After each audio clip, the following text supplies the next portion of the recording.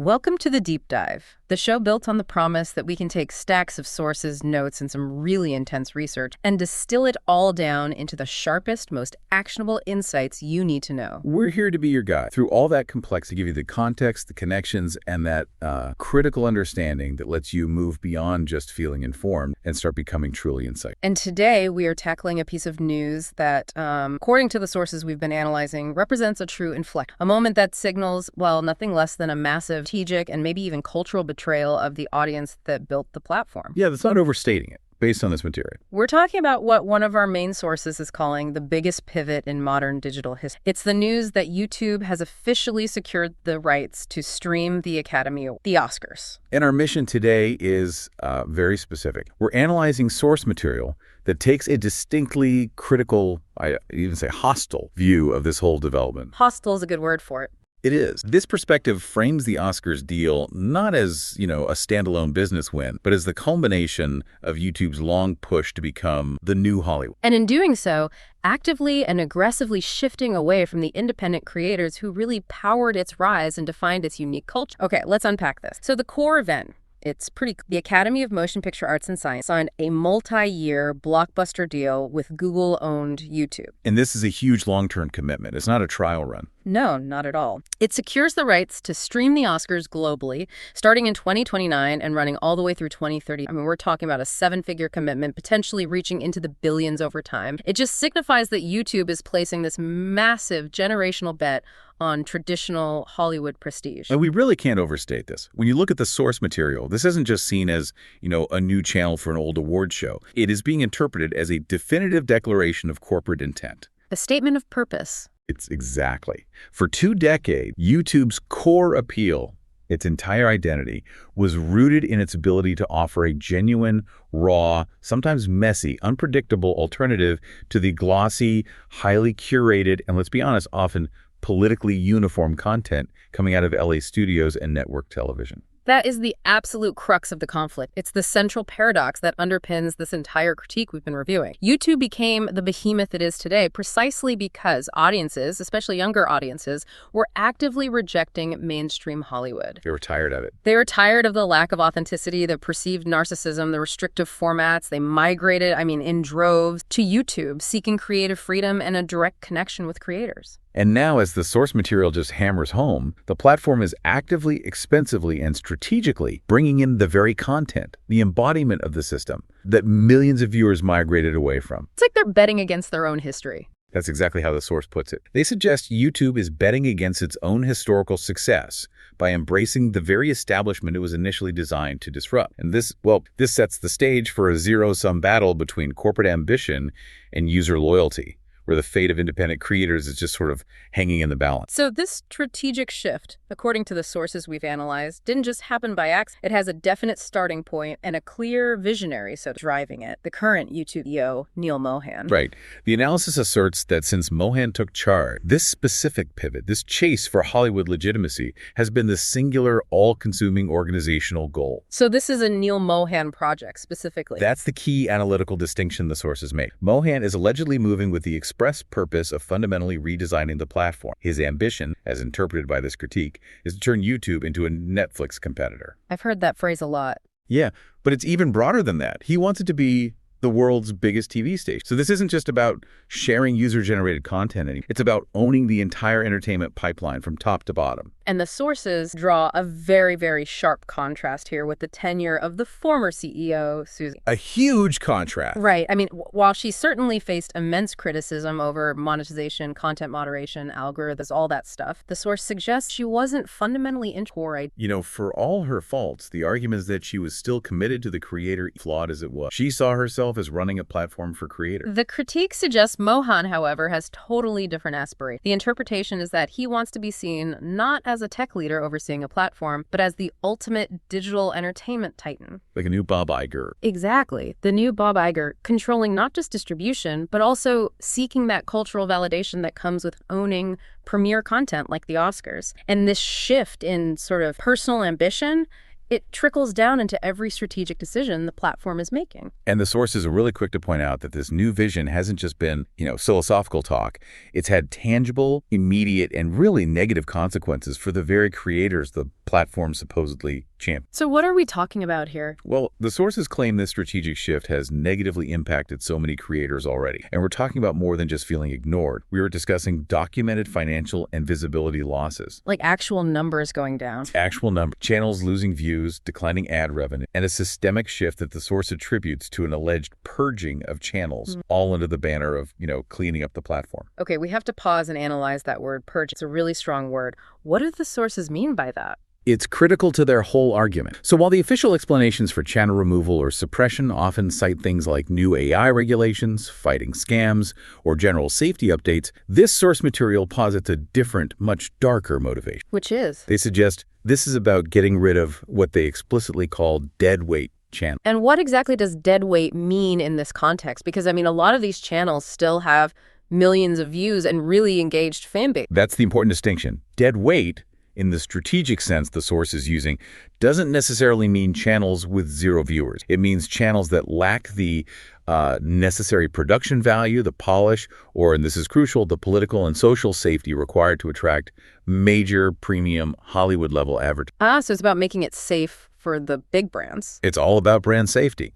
Hollywood wants safe environments, network television-style content, and predictable revenue streams. So niche commentary, long-form, unscripted opinion, or anything even slightly basically, the content that might offend a major movie studio or an auto manufacturer that's suddenly viewed as an impediment, bigger Hollywood-focused goal. Precisely. The argument is that this purging is a systematic preparation for the red carpet. They're actively removing or suppressing channels that will not push them in this Hollywood direction. It's a cleanup operation designed to make sure the entire platform environment is attractive to the Academy and the massive corporate partners that come with the Oscars. Is there a specific example they cite? They do. The source highlights a specific instance, citing that the popular commentary channel Midnight's Edge allegedly had one of its channels yanked during this phase, which is presented as direct evidence. Broads. Wow. Okay, this brings us back to that fundamental paradox of viewers. The source makes a really compelling argument. YouTube is already the world leader. It has the most TV hours watched globally. By a long shot. So if Mohan is trying to become the world's biggest TV star, he should be embracing the reason people are watching in the first place. And that reason,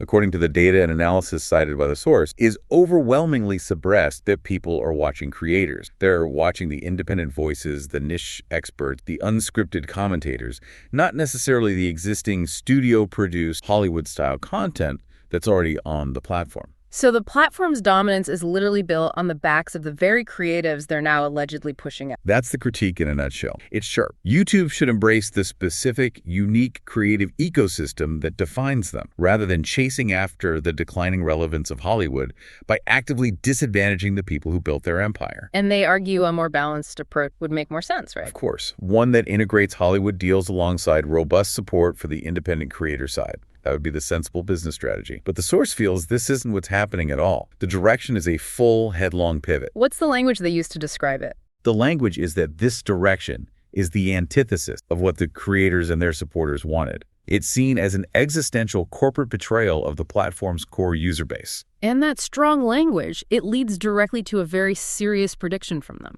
It does. The source material warns that if YouTube simply becomes another Hollywood brand chasing this traditional content and format, they predict it will be a big failure all over again. A big failure all over again. What's that based on? It's rooted in historical context. The audience chose YouTube because they rejected the incumbent monolithic system. If that incumbent system simply rebuilds itself on the new platform, well, the audience's initial rejection will just follow it there. We've seen this happen before in other digital spaces. Absolutely. We see historical parallels where corporate adoption of a previously independent scene leads to user flight. So the source is really sounding a loud alarm here, based on this idea of audience migration and cultural choice. And they're suggesting Google's deep pockets won't be enough to insulate them from a massive cultural misstep if they alienate their core audience. All right, let's pivot now to the specific target of this massive investment, the Oscars deal itself. This move is, it's hugely significant, not just for YouTube, but for the entire traditional broadcast. It's an earthquake. It is. The source meticulously details how this deal takes the broadcast rights away from Disney's ABC,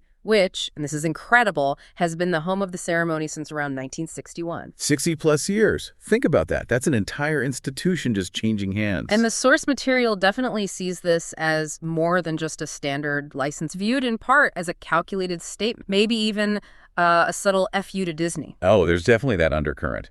To understand the tension here, we have to touch on the competitive history. Google and Disney have had these very public disputes before. Specifically, the source references the carriage dispute between YouTube TV and Disney's channels. Okay, for our listeners, can you just briefly explain what a carriage dispute is? It's a term that gets thrown around a lot, but not always. Sure. So a carriage dispute happens when a media company like Disney, which owns ESPN, ABC, all that, and a distributor like YouTube TV or a cable company can't agree on the fees the distributor has to pay to carry the media company's channels. So it's a fight over money. It's a bare-knuckle brawl over money. The distributor needs the popular content, and the media company demands really high fees for that access. So given this history, and the fact that Disney Plus is a direct and very aggressive streaming competitor, YouTube acquiring one of Disney's most prestigious legacy events is, well, it's viewed as a significant strategic blow in the ongoing streaming. It definitely raises the stake. Okay, now let's get into the mechanics of the deal, because the way the platform is split is crucial to understanding the financial strategy here. Absolutely. The coverage is going to be split based on your geography and your payment tier. So for U.S. subscribers, the live broadcast will be available on YouTube TV. So the subscription service, you have to pay. Right. U.S. viewers will be paying customers to access the live broadcast. But, and here's the really part, the coverage will be available for free on the main primary YouTube platform for viewers around the world, globally, outside of the U.S. That global free streaming strategy, that's obviously designed to leverage YouTube's massive international reach, which just dwarfs almost every other platform. But the source material immediately starts to question the value proposition of this free global offering. And that's the cultural analysis embedded in the source. They basically ask, why would global viewers who already have their own local film awards, their own cultural touchstone, want to dedicate hours to watching this specific American awards show? And what's their answer? The source argues that globally, the ceremony and its celebrity attendees are seen more and more as just out of touch. They use the stage primarily to lecture everybody about social and political issues, which, actively undermines its global appeal and engagement. This critique gets really intense, and it leads directly into the source's very severe analysis of the Academy Awards ceremony itself. The Oscars are described in the source material as the embodiment of Hollywood. And they dismiss it with some extremely sharp language. They call it the most circle-jerky, stupid thing ever. Wow, okay. The source holds nothing back. They characterize the entire event as a narcissistic, incestuous joke. Meaning what, exactly? Meaning actors and directors who are all part of the same small, intertwined social and professional circle are just voting for themselves and each other. The analysis suggests the ceremony functions purely to reinforce their own collective sense of superiority and cultural importance. So it's not a celebration of cinematic art in their... Not at all. It's viewed as a vehicle for celebrities to, again, lecture everybody and project this image of superiority that the source argues the audience finds more and more alienating every single year. And this powerful cultural critique is, it's supported by pretty hard data that the sources highlight, this massive ratings decline that makes the whole acquisition so... The numbers are just undeniable. They tell a story of rapid, steep decline. Viewership for the Oscars has declined in recent years to levels less than 20 million. And when you put that in historical context... It's a collapse. The source notes that viewership is down significantly from a peak of 57 million viewers back in 1998. That was the year Titanic swept the award. We are talking about a loss of over 2/3 of the audience in less than 3 decades. A loss of 2/3 of the audience, that is... That level of decline just speaks volumes. It supports the source's conclusion that the ceremony is now fundamentally culturally irrelevant. And why? Because, according to the source's analysis, audiences are simply tired of Hollywood's bullshit. They perceive the people involved as pompous asshats. That's a direct quote. So the content and the culture it represents have just lost their connection with the mass. Completely. And the source points out that this cultural erosion is so deep that even attempts to stabilize the show through popular hosts have failed. They mention that repeat host Jimmy Kimmel have failed to stop the bleeding. So the problem isn't the host. No, it suggests the problem isn't a lack of competent hosting. It is a fundamental rejection of the institution itself. So YouTube is acquiring this massive IP, but it's one whose cultural value has been steeply depreciated by years and years of audience discontent. Which brings us right back to that central tension. Why risk the integrity of your thriving,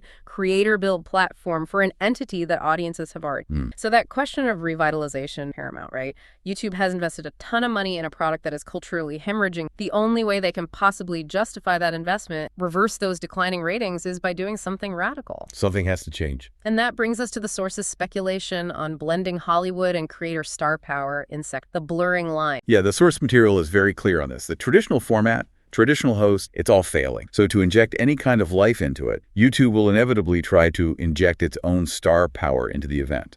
And what's the first thing they speculate on? The most immediate speculation raised is the hypothetical scenario of asking a top YouTube person, someone like Mr. Beast, to host the ceremony to drastically boost views and relevance, especially among younger demographics. Now, the source is kind of nuanced about this. They acknowledge Mr. Beast's status, noting he's a load in terms of recognition among kids. He's a generational phenomenon, but maybe less known or appreciated among the older demographic that traditionally tunes into the Oscars. Sure, but the core prediction remains. YouTube will strategically bring in their top YouTube people to try to bring views because they actually have more recognition than the celebrities. And that is a profound statement about the shift in cultural influence in the 21st century. It's huge. The creator economy, built on these independent, often non-traditional stars, now commands figures whose recognition and engagement metrics just blow past many established Hollywood elites. YouTube knows that its own internal star power is now arguably more valuable than the aging, depreciating power of the A-list act. But this strategy creates a lot of historical tension. I mean, we have to recall the traditional attitude of Hollywood toward independent creators, which our source reminds us was frequently dismissed, if not outright hostile. Absolutely. Yeah. The source recalls a time not that long ago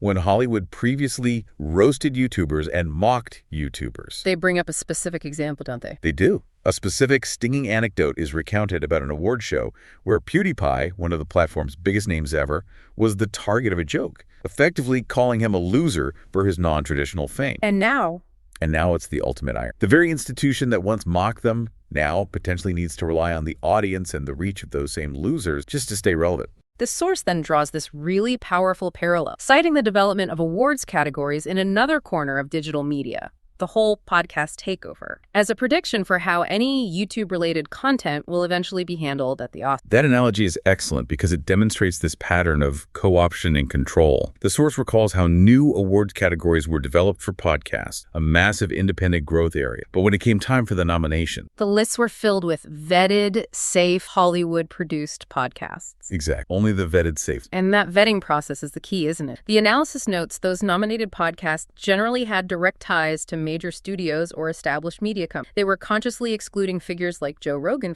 who, while hugely influential, could be deemed too controversial or unpredictable for mainstream recognition and corporate sponsorship. So the clear prediction here is a cautionary one. Even if YouTube uses its influence to lobby for new Oscars categories, say for Best Creator Content, or Best Short-Form Digital Series, the nominees will likely still be filtered, vetted, and controlled by Hollywood power structure. So it's not really about honoring the creators. No, this process effectively denies true recognition to the genuinely independent creators who built the platform and the genre in the first place. Instead, it just rewards Hollywood's own attempts at making digital content. And this entire move, this shift to streaming the Oscars, is part of a much broader, undeniable trend in media consumption habits that's pushing all major events toward personal on-demand devices. That's right. I mean, the move is strategically sound from a distribution standpoint, regardless of the show's content relevance. The source highlights that younger people and increasingly people across all demographics are watching content primarily on their personal devices. Phones, tablets, streaming sticks. Right.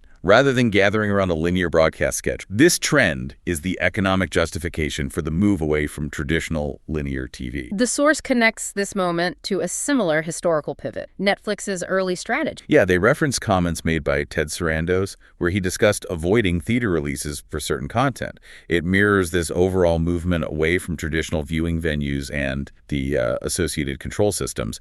The entire entertainment landscape is just consolidating onto the digital screen, and YouTube is positioning itself to be the dominant, inescapable screen. Okay, here's where it gets really interesting, and where this strategic pivot toward Hollywood reveals its most serious implications. This deal and the entire Neal Mohan strategy, it doesn't exist in a competitive vacuum. It's intrinsically tied into much deeper concerns about systemic control, monopolies, and the very structure of our digital land. This is the critical anti-monopoly argument developed in the source material, and it's arguably the most important insight for a listener to grasp. The fundamental problem, according to this analysis, is not just that YouTube is shifting direction, it's that independent creators who disagree with this shift have no good, viable alternative to YouTube. There's nowhere else to go. Basically, no. That lack of an alternative means that even if a creator hates the Hollywood pivot, hates the new direction, feels totally betrayed, there's currently no place else to go that offers comparable audience reach, discoverability, or, and this is the most critical part,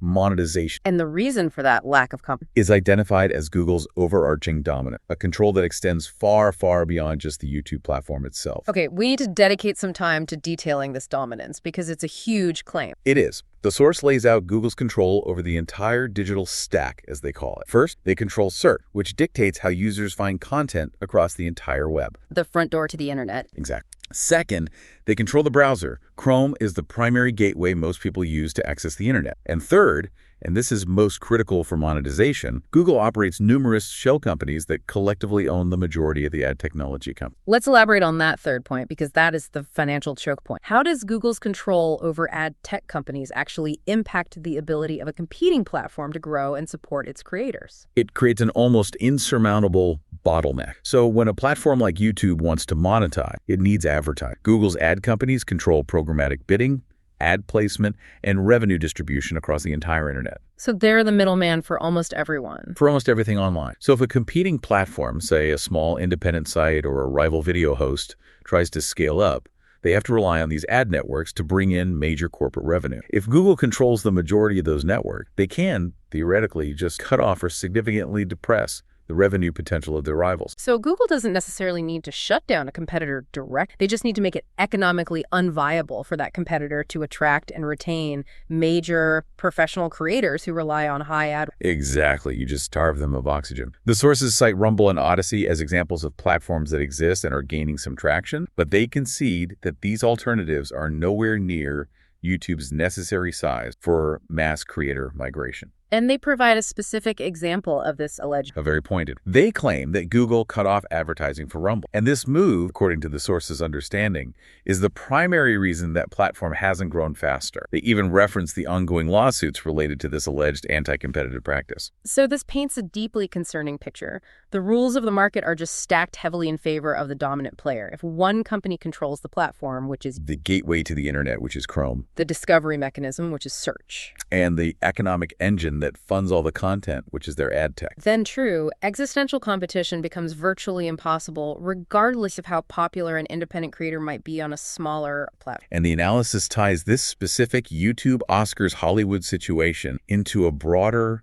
recurring pattern that's been observed across what the source terms the geekosphere. The geekosphere, what do they mean by that? These are spaces built up by independent passion and niche communities that Hollywood eventually recognizes are financially ripe for the picking. The core accusation is that Hollywood and his corporate proxies move into these spaces, strip mining it for profit, and then left the carcass once the community is alienated and the money's been. And the source provides several compelling historical examples of this cycle. They do. They argue we saw it in the world of webcomics, citing platforms like Web. The claim is that independent U.S. creators were encouraged to build the platform and the audience. But as soon as it became viable for major corporate and Hollywood deals, the platform shifted to heavily favor top people, often established Korean creators, effectively sidelining the U.S. independent builders who created that community. So the pioneers get pushed out. The pioneers get pushed out once the territory is settled, and the cycle continues across the board. Look at tabletop games, specifically Dungeons & Dragons, where the source claims the corporate owners tried to impose these really restrictive licensing terms